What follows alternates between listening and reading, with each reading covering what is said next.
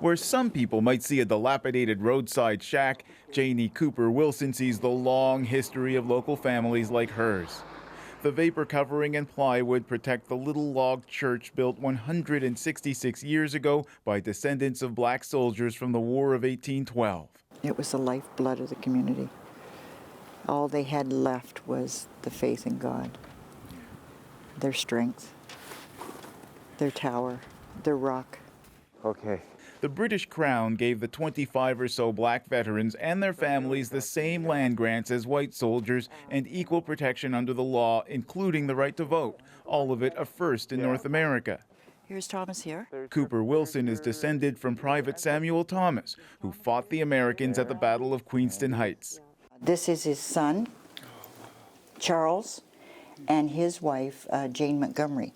Jane's father, Henry, was a trustee of the church. Many of the original black settlers and their descendants abandoned the area, heading to jobs at shipyards and railways elsewhere. But their little church endured. It was made a National Historic Site in 2000 and housed photos and relics of the region's black history. Even though local governments have spent thousands of dollars on upkeep, a leaking roof and other problems sent the church into such a state of disrepair that it can't even be safely entered now. The church right now needs some immediate intervention. If it doesn't, there's a potential that it could collapse. Oro Medante's mayor is determined to save the church. When I drove by that building, it really meant nothing to me until I started to find out what it stood for. Now there's an online crowdsourced fundraising campaign to come up with the $140,000 needed to repair the church. What I say to that Oro Medante's communications director, Sema Othman, was inspired to get involved in the effort. To me, the church is so symbolic of our freedoms and our rights here in Canada.